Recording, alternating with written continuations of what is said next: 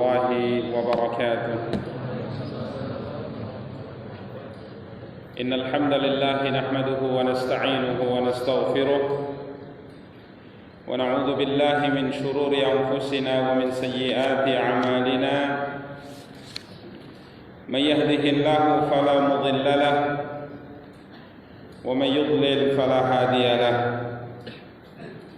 أشهد أن لا إله إلا الله وحده لا شريك له وأشهد أن محمدا عبده ورسوله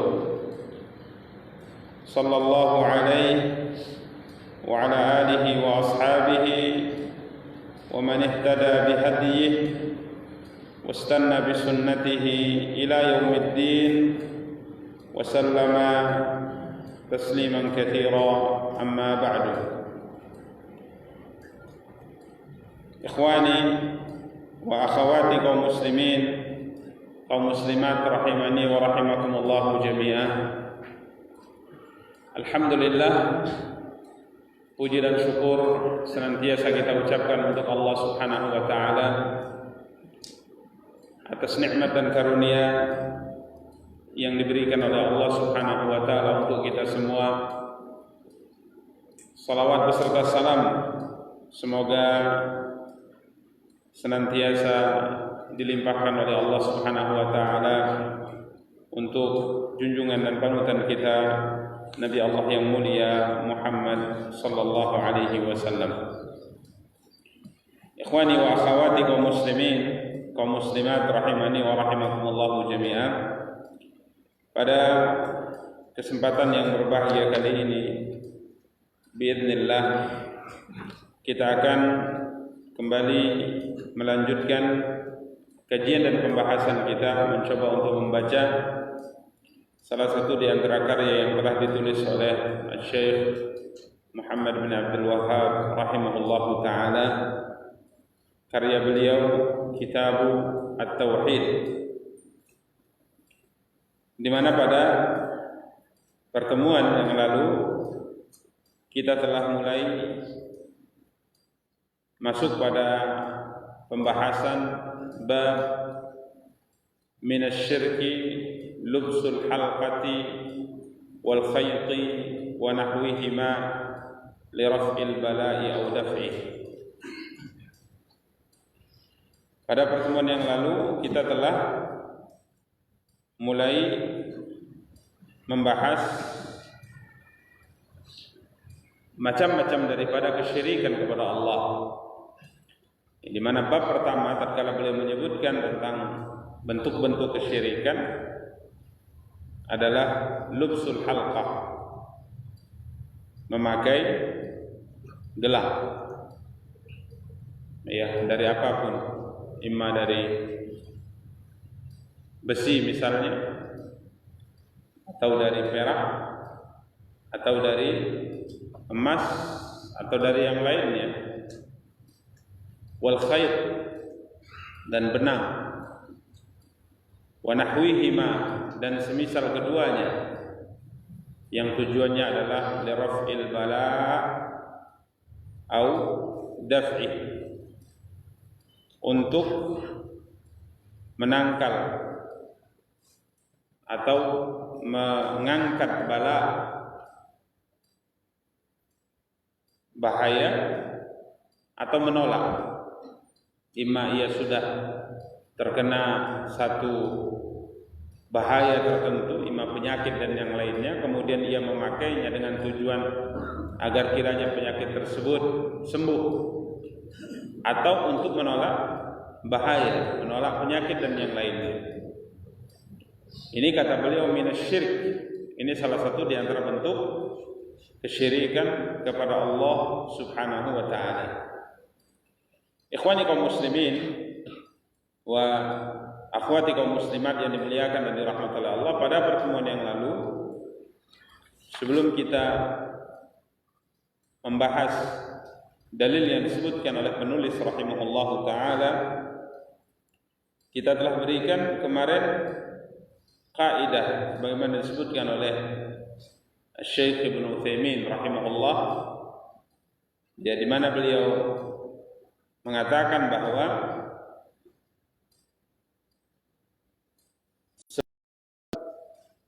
sesuatu apabila diyakini ia merupakan sebab yang bisa menimbulkan musabbab, apabila tidak ditetapkan oleh syariat atau tidak terbukti secara ilmiah atau takdir ketentuan Allah Subhanahu wa taala, maka sebab ini termasuk kesyirikan kepada Allah Subhanahu wa taala. Kita contohkan pada pertemuan yang diyakini bisa menyembuhkan, maka jika seandainya air ini telah ditetapkan oleh syariat memang sebagai sebab untuk satu kesembuhan, maka meyakini bahwa air ini adalah sebab untuk kesembuhan, ini bukan termasuk kesyirikan karena syariat telah menetapkannya, seperti air Zam-Zam. Jadi tatkala seorang meyakini bahwa air Zam-Zam ini bisa menyembuhkan penyakit, maka ini bukan termasuk kesyirikan karena Nabi SAW sendiri yang menyatakan bahwa air Zam-Zam adalah obat, ya, yang bisa menyembuhkan penyakit, ya. Kemudian jika seandainya ada air-air yang lainnya diyakini bahwa ia bisa menyembuhkan padahal tidak ditetapkan oleh syariat dan tidak terbukti secara penelitian, ya, bahwa air tersebut bisa memberikan kesembuhan, maka meyakini air tersebut sebagai sebab untuk kesembuhan, ini salah satu di antara bentuk syirik kepada Allah Subhanahu wa taala. Ya, contoh gelang. Ya, gelang yang dipakai, apakah syariat menetapkan bahwa gelang-gelang tertentu tersebut atau benang-benang tertentu tersebut apabila dipakai bisa menyembuhkan penyakit? Maka jawabannya tidak, karena tidak ada satu dalil pun dalam Al-Quran, satu dalil pun dalam hadis Nabi kita yang mulia SAW yang menyatakan bahwa memakai gelang itu bisa memberi apa? Kesembuhan, bisa menolak bahaya. Tidak ada. Dan juga tidak terbukti secara ilmiah bahwa gelang-gelang itu memang bisa menjadi sebab untuk menolak penyakit atau memberi kesembuhan. Maka jika seandainya seorang itu meyakini bahwa gelang tersebut bisa menolak penyakit, bisa memberikan kesembuhan, maka ini salah satu di antara bentuk kesyirikan kepada Allah. Yang pada asalnya memakai gelang ini, memakai benang ini yang disebut dengan jimat, pada asalnya dia merupakan syirik kecil. Ya, ini telah kita jelaskan pada pertemuan yang lalu. Pada asalnya dia merupakan syirik kecil karena ia telah menjadikan sesuatu sebagai sebab yang tidak ditetapkan dalam agama dan tidak terbukti secara ilmiah. Ini termasuk syirik kecil. Namun jika seandainya pemakai jimat tersebut meyakini bahwa jimat yang dia pakai adalah jimat yang dengan sendirinya bisa menolak bahaya, dengan sendirinya bisa menyembuhkan, maka ini syirik besar. Dan ini masuk dalam kategori pembahasan syirik dalam rububiyah Allah Subhanahu wa taala. Ini ikhwani kaum muslimin wa akhwati kaum muslimat yang dimuliakan dan dirahmati Allah.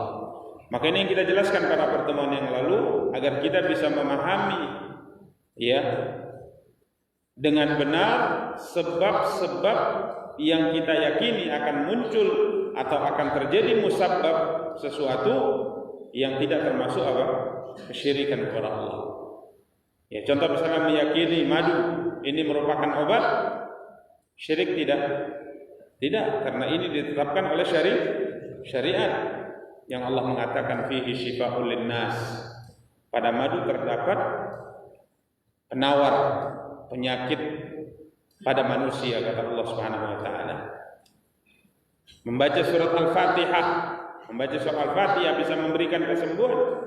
Keyakinan kita dengan sebab membaca surat Al-Fatihah dengan izin Allah, Allah akan memberikan kesembuhan kepada kita. Ini termasuk syirik tidak? Tidak, karena memang ditetapkan oleh syariat.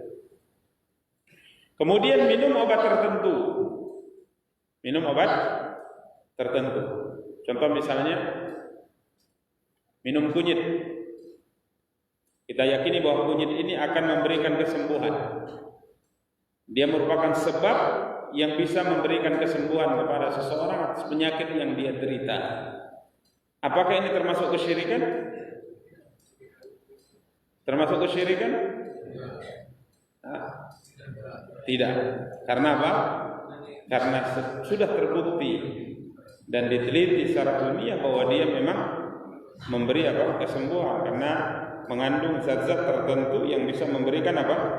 Kesembuhan. Begitu juga dengan obat yang ada, yang diberikan oleh dokter, yang dijual di apotek dan yang lainnya, selama tidak mengandung perkara yang diharamkan oleh syariat di dalamnya dan sudah teruji secara ilmiah dia bisa menyembuhkan, maka ini tatkala kita yakini sebab kesembuhan, maka ini bukan termasuk kesyirikan kepada Allah Subhanahu wa taala.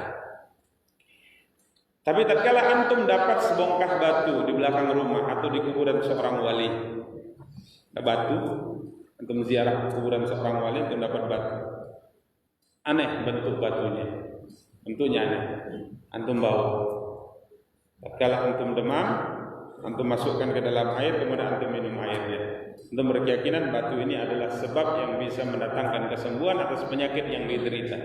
Syirik tidak? Syirik. Karena Anda meyakini sesuatu sebagai sebab yang tidak ditetapkan oleh syariat dan tidak terbukti secara ilmiah. Batu apapun dia. Atau antum dapat batu Hajar Aswad misalnya. Atau jangan Hajar Aswad. Contohnya terlalu ekstrim ya. Gimana dapatkan batu Hajar Aswad? Antum dapatkan batu yang ada di Arafah. Ada gunung yang namanya gunung apa? Bukit apa namanya? Di Arafah. Di tengah Arafah itu ada bukit, namanya bukit apa? Hah? Bukit apa namanya? Jabal apa namanya? Baru Jabal. Antum berarti paham bahasa Arab ya. Tanya bukit nggak ada yang jawab. Tanya Jabal tahu semua. Padahal bukit dan gunung itu bahasa Arabnya disebut apa? Jabal. Jabal Rahmah. Antum ambil, mungkin antum ambil sebongkah batu di Jabal itu, di Gunung Rahmah itu, kemudian antum bawa pulang, antum yakini ini merupakan sebab untuk kesembuhan satu penyakit. Syirik tidak? Syirik. Ini kaum muslimin yang dimuliakan oleh rahmatullah Allah Subhanahu wa taala. Jadi orang yang memakai jimat dalam bentuk gelang, dalam bentuk benang atau yang lainnya,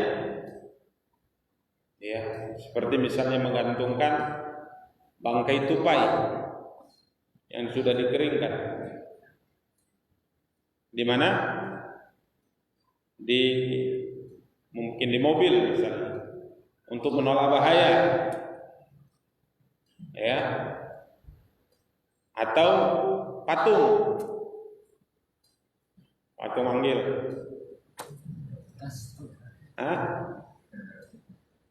ini merupakan sebab-sebab yang tidak ditetapkan oleh syariat dan tidak terbukti secara penelitian ilmiah.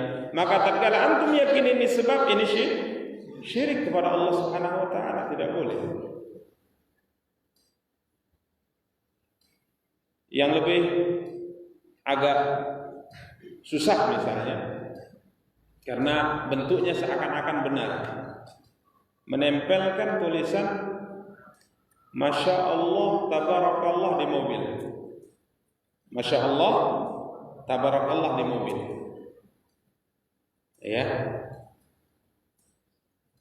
Ini tatkala kita yakini bahwa kalimat ini tatkala ditempel bisa menolak bahaya pandangan mata jahat manusia, syirik tidak? Syirik. Kenapa? Karena tidak ditetapkan oleh syariat bahwa ini memang bisa menolak apa? Penyakit ain. Yang benar adalah ucapan. Tatkala kita melihat saudara kita memiliki satu nikmat, kita mengatakan Masya Allah Tabarakallah. Harus ada Tabarakallah, karena sebagian orang sekarang sering bilang Masya Allah, Tabarakallahnya hilang. Padahal yang sangat dibutuhkan itu adalah apa? Tabarakallah atau Mubarak, semoga diberkahi. Ya. Ini yang bisa menolak penyakit ain. Tapi kalau sekedar tulisan, maka kurang lebih tulisannya seperti jimat. Maka tidak benar kalau tulisan itu diletak di mobil, ini bisa menolak pandangan ain seseorang, tidak benar. Ya. Atau antum gambar pedang di situ, pedang, supaya orang takut tidak memandang misalnya. Yakin itu merupakan sebab, ini tidak benar dalam syariat. Ini ikhwani kaum muslimin wa akhwati kaum muslimat yang dimuliakan dan dirahmati oleh Allah Subhanahu wa taala. Jadi insyaallah kita paham bahwa memakai jimat dalam bentuk apapun ini salah satu di antara bentuk apa? Kesyirikan. Maka di akhir pembahasan pada pertemuan yang lalu itu telah ingatkan bahwa seorang yang sudah paham hukum ini maka dia harus melepas dan membuang semua bentuk jimat. Imma jimat yang melekat di tubuh, atau jimat yang digantungkan di rumah, atau jimat yang disimpan di lemari. Semuanya harus dibuang. Dan jangan takut antum membuangnya. Nanti kalau dibuang gimana Ustaz? Bahaya saya ini. Enggak ada. Ya, kalau masih takut, belajar tauhid dengan baik dan benar.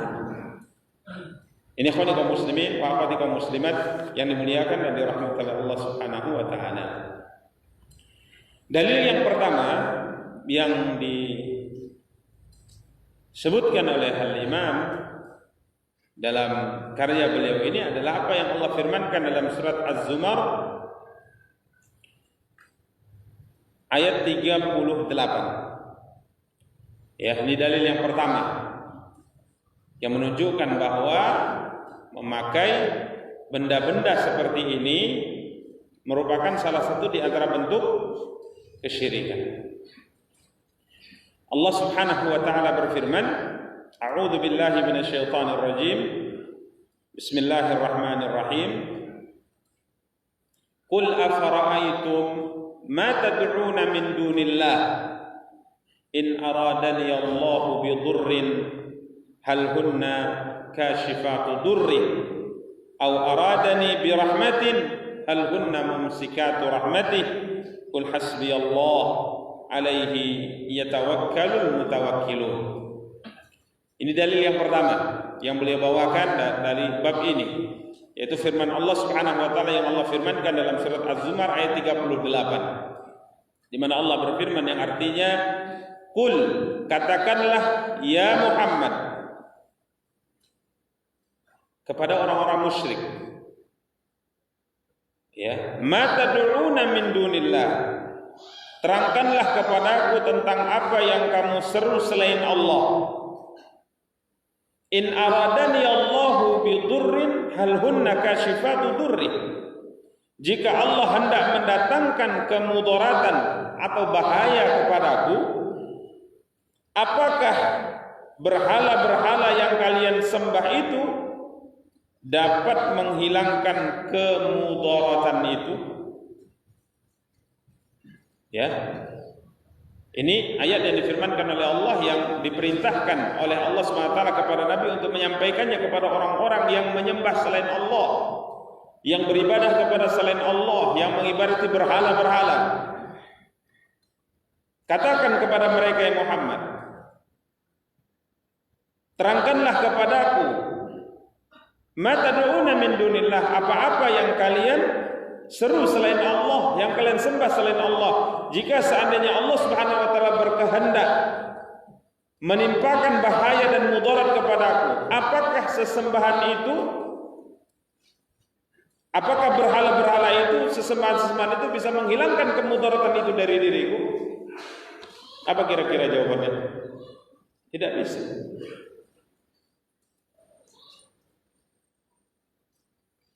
Kemudian au aradani birahmatin hal hunna mumsikatu rahmati, atau jika Allah Subhanahu wa taala menghendaki untuk melimpahkan suatu rahmat kepadaku, apakah berhala-berhala itu bisa menghalangi? Qul hasbiyallah, katakanlah ya Muhammad kepada mereka, cukuplah Allah bagiku, hanya kepadanya bertawakal orang-orang yang bertawakal kepadanya Subhanahu wa ta'ala. Ya jelas ya bahwa yang namanya sesembahan yang disembah oleh mereka, kita contohkan misalnya patung. Seorang manusia menyembah patung. Apakah patung ini bisa menolak mudarat? Tidak bisa. Bisa menghilangkan bahaya? Tidak bisa. bisa menahan rahmat kebaikan yang akan Allah berikan kepada seseorang? Tidak bisa, karena dia patung mati. Coba lihat kisah Nabi Ibrahim. Apa yang dilakukan Nabi Ibrahim? Dihancurkan semua patung itu. Tidak ada sebongkah patung pun yang bisa membela dirinya. Bahkan patung yang paling besar juga tidak bisa membela teman-temannya dari patung-patung yang kecil. Bahkan Nabi Ibrahim alaihissalatu wassalam meletakkan kampak di patung yang besar itu. Sengaja yang paling besar tidak dia hancurkan. Tapi beginilah syaitan mempermainkan akal manusia. Ya, ini kaum muslimin wa akhwati kaum muslimat yang dimuliakan dan dirahmati oleh Allah. Menyembah batu, menyembah kuburan, menyembah pohon. Kenapa harus takut dengan pohon? Yang mana semua ini tidak bisa menolak apa? Mudarat. Tidak bisa menahan satu kebaikan yang akan Allah berikan kepada seorang hamba. Maka Allah SWT mengatakan, "Qul afara'aytum ma tad'una min dunillah in aradani Allahu bidurrin hal hunna kashifatu durri aw aradani bi rahmatin hal hunna mumsikatu rahmatih qul hasbi Allah alaihi yatawakkalul mutawakkilun." Cukuplah Allah bagi kita. Dia bisa mengangkat bahaya dari kita. Dia yang bisa menahan dan memberikan rahmat kepada kita. Kepadanya lah kita bertawakal. Jadi maksudnya bahwa benda-benda yang dipakai oleh mereka itu, yakni jimat-jimat tadi, ini sama sekali tidak bisa menolak apa? Bahaya. Tidak bisa sama sekali menolak bahaya. Maka yang berkeyakinan bahwa benda-benda ini bisa menolak bahaya, apakah dalam bentuk gelang, apakah dalam bentuk kalung, apakah dalam bentuk benang dan yang lainnya, kalau dia berkeyakinan ini bisa menolak mudarat, menjadikan dia sebab untuk bisa menolak mudarat, maka jelas ini salah satu di antara bentuk apa? Kesyirikan kepada Allah Subhanahu wa taala. Sekalipun para ulama mengatakan ayat ini pada dasarnya dipakai untuk membantah syirik besar, yakni menyembah berhala.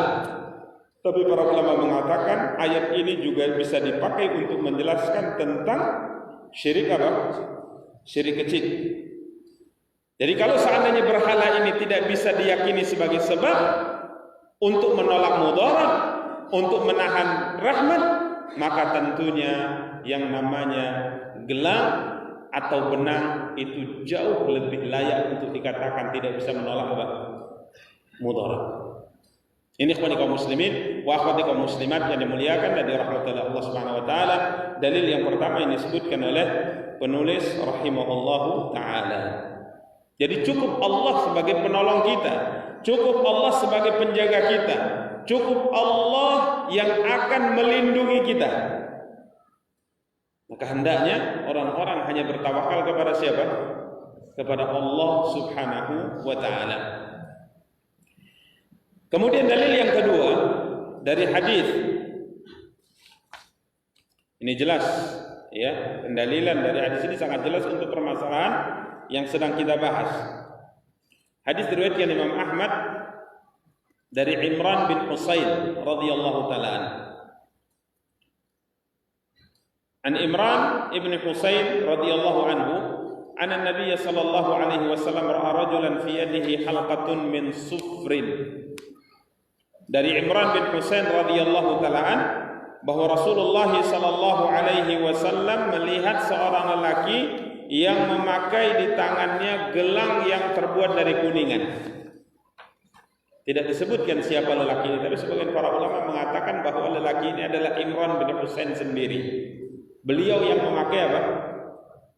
Gelang dari kuningan.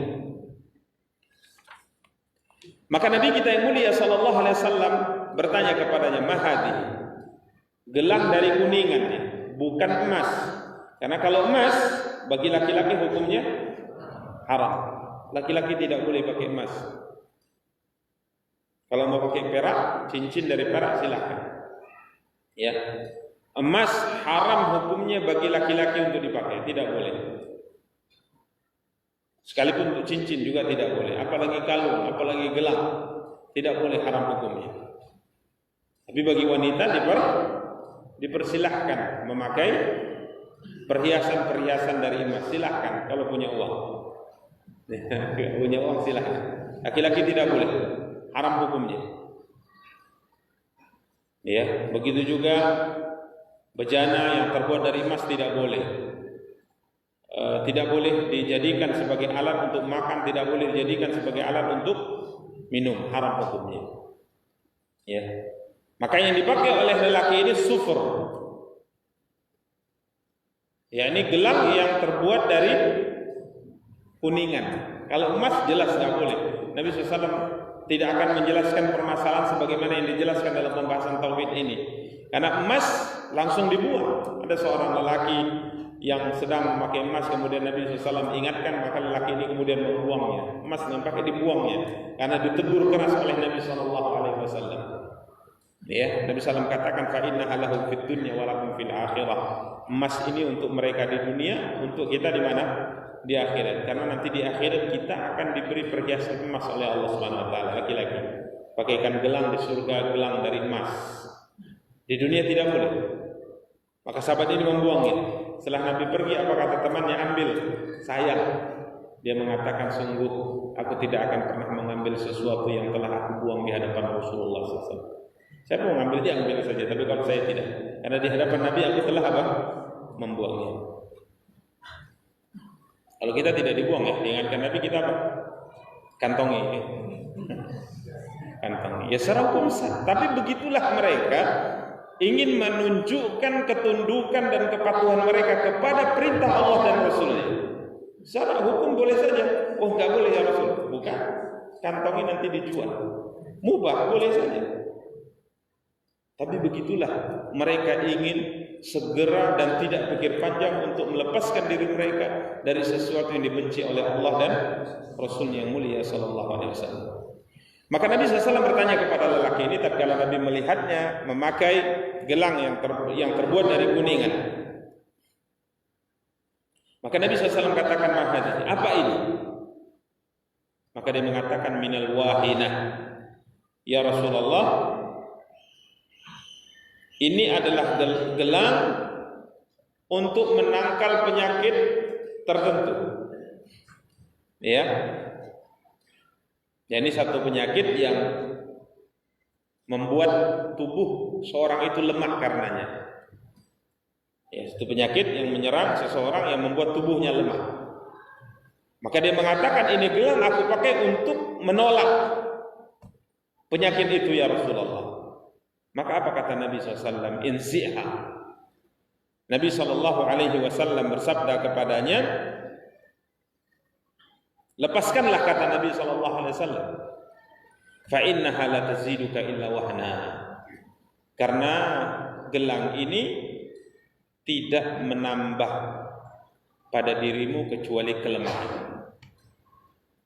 Tidak menambah kecuali apa? Kelemahan. Fa innaka law mutta wa hiya 'alaika ma aflahta abada.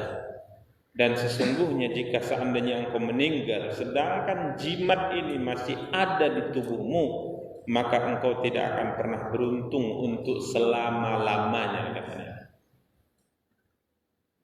Maka kalau antum ada pakai jimat sekarang, buka. Kalau antum meninggal jimat itu masih ada, tidak akan pernah beruntung antum untuk selama-lamanya. Ini ikhwani kaum muslimin wa akhwati kaum muslimat yang dimuliakan dan dirahmati oleh Allah Subhanahu wa taala. Hadis yang mulia ini sebagaimana disebutkan oleh Syekh Ibnu Utsaimin rahimahullah, yang kita jadikan syarah beliau sebagai panduan dalam pembahasan kita. Pertama, tatkala kita ingin mengingkari, ada beberapa faedah kata beliau. Yang pertama, apabila kita ingin mengingkari sesuatu kemungkaran yang kita lihat, hendaknya kita pastikan terlebih dahulu apakah itu kemungkaran atau tidak. Karena kadangkala dalam pandangan kita itu kemungkaran, tapi hakikatnya bukan apa? Kemungkaran. Maka Nabi bertanya dulu, apa ini? Tujuan kau pakai ini apa? Ya, tujuan pakai ini apa? Apa gunanya kau pakai ini? Ya, jadi ikhwani kaum muslimin dan muliakan dan dirahmati oleh Allah, ini yang harus kita pastikan. Karenanya suatu malam Nabi kita yang mulia sallallahu alaihi wasallam tatkala beliau sedang i'tikaf, beliau dikunjungi oleh istri beliau Safiyah binti Huyai bin Akhtab. Di malam hari ini beliau dikunjungi. Kala itu beliau sedang i'tikaf. Kemudian Nabi SAW menyambutnya di pintu. Cerita karena ada yang disampaikan oleh Safiyah, maka Nabi SAW mendengarkan apa yang disampaikan oleh sang istri. Agak lama cerita. Kemudian setelah tentunya sudah larut malam, Safiyah mau pulang ke rumah, kan sendirian di tengah malam. Maka Nabi kita yang mulia sallallahu alaihi wasallam mengantarnya. Nabi keluar dari masjid, Nabi mendampingi istrinya untuk sampai ke rumah. Maka di dalam perjalanan mengantar sang istri pulang ke rumah di tengah malam, tentunya gelap. Lewat dua orang sahabat Ansar. Tatkala mereka melihat Nabi bersama dengan seorang wanita di malam hari, mereka mempercepat apa? Langkah. Mereka cepat, langkah mereka cepat. Seperti segan Nabi sama wanita, segan. Maka Nabi mengatakan ala rislikuma, inna zaujati Safiyah. Tak usah buru-buru, ini istriku ya ini, Safiyah. Maka mereka mengatakan, ya Rasulullah, enggak mungkinlah kami menuduh engkau dengan tuduhan yang tidak baik. Maka Nabi SAW katakan, sesungguhnya syaitan itu berjalan atau mengalir di tubuh seorang manusia bersama dengan aliran darah. Cepatnya syaitan menggoda, cepatnya syaitan membisikkan sebagaimana cepatnya aliran darah itu. Maka Nabi SAW ingin ingatkan, udah nggak usah cepat-cepat kalian jalan. Ini siapa? Istri. Maka jika saat ini kita ingin mengingkari misalnya seorang yang mungkin berduaan dengan seorang wanita misalnya, tentunya kita harus tanya dulu, siapa yang bersamamu itu? Jangan tiba-tiba langsung apa? Marah, antum ini haram, berduaan gini-gini loh. Kok marah? Ini istri saya, lalu kan belum nikah. Ya, antum nggak datang di undangan anak, baru semalam nikah. Gitu. Jadi antum marah-marah dulu kan nggak boleh. Tanya dulu, siapa antum itu? Ya, istri maksudnya. Tapi dia dusta Ustaz, urusan dia dengan Allah kalau dia dusta. Maka diperjelas dulu, apakah itu kemungkaran atau tidak. Ya, ini ikhwani kaum muslimin dan dimuliakan dan dirahmati Allah. Maka Nabi SAW sebelum mengingkari, beliau tanya dulu kepada beliau, kepada sahabat ini, mahadhi, apa ini? Qala minal wahina. Maka Nabi langsung jelaskan, ya, lepaskan kata Nabi, karena sesungguhnya jimat seperti ini tidak menambah kecuali kelemahanmu, dan kalau seandainya engkau meninggal, engkau wafat, engkau meninggal, sedangkan jimat ini masih ada di tubuhmu, maka engkau tidak akan pernah beruntung untuk selama-lamanya. Ini faedah yang pertama. Faedah yang kedua, kata beliau, wujub izalatil munkar, wajibnya bagi kita untuk menghilangkan atau mengingkari kemungkaran. Ya, tentunya dengan tahapan yang disebutkan oleh Nabi SAW, man ra'a minkum mungkaran falyughayyirhu biyadihi. Siapa di antara kalian yang melihat kemungkaran dan dia mampu merubah dengan tangannya, maka lakukan itu. Seorang sahabat Hudzaifah Ibnul Yaman, nanti akan kita sebutkan di akhir bab atau di akhir dalil yang akan disebutkan oleh beliau, tatkala melihat seseorang memakai jimat langsung diputuskan oleh beliau. Beliau mampu, beliau seorang sahabat, dan disebutkan bahwa beliau waktu itu adalah ulil amri, boleh putus. Ya, kalau seandainya antum sebagai seorang pejabat, kemudian antum lihat di rumah sakit ada orang pakai apa? Jimat, antum putuskan aja, nggak boleh nih, boleh nih, bagus itu. Kalau kita nggak bisa, ya, pulang kempes ban mobil. Ya, jadi ada tahapan dia. Kalau mampu dengan tangan, tidak mampu dengan tangan, dengan lisan, nasihati. Kalau tidak mampu juga dengan lisan, maka minimal kita ingkari dengan hati dan kita pergi. Jangan antum nimbrung di situ, saya ingkari dengan lisan, dengan hati saya. Misalnya ada acara maksiat misalnya, antum duduk di situ, karena ingkari dengan hati saya. tapi duduk di situ aja. Nggak benar itu ya. Jadi mengingkari dengan hati artinya kita membencinya kemudian kita pergi. Ya, ini ikhwani kaum muslimin yang dimuliakan dan dirahmati oleh Allah Subhanahu wa taala. Ini faidah berikutnya. Faidah yang ketiga,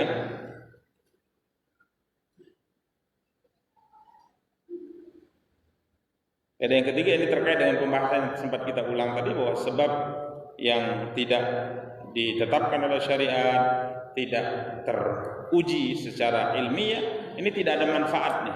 Tidak ada apa? Manfaatnya. Kadang hanya wahmiyah kata para ulama, hanya perasaan aja. Pakai jimat, oh iya terasa enak, perasaan saja, padahal tidak. Karena tidak ditetapkan oleh syariat dan tidak terbukti secara apa? Penelitian ilmiah, tidak ada. Itu hanya sekedar perasaan saja. Ya. Makanya tatkala antum bawa air dari, kita ceritakan pada sumur tua yang ada dalam satu kampung misalnya, antum minum, kayaknya sembuh Ustaz. Kayaknya, coba periksa, pasti belum sembuh. Perasaan aja. Ya, ini kaum muslimin yang muliakan dan dirahmati Allah. Yang keempat,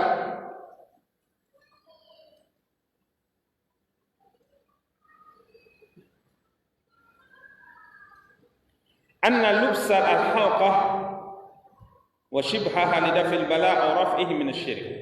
Ya, jelas dalam hadis ini bahwa memakai jimat dan yang semisalnya untuk menolak bala atau mengangkat bala, ini termasuk salah satu di antara bentuk kesyirikan dan syirik kecil. Ini mengisyaratkan bahwa syirik kecil dibandingkan dengan dosa besar, dosanya lebih besar syirik kecil. Nanti dalam masail akan disebutkan oleh penulis. Sehingga ada perkataan yang sangat masyhur di kalangan para sahabat, di antara perkataan Abdullah bin Mas'ud radhiyallahu ta'ala, beliau mengatakan li an ahlifa billahi kadziban.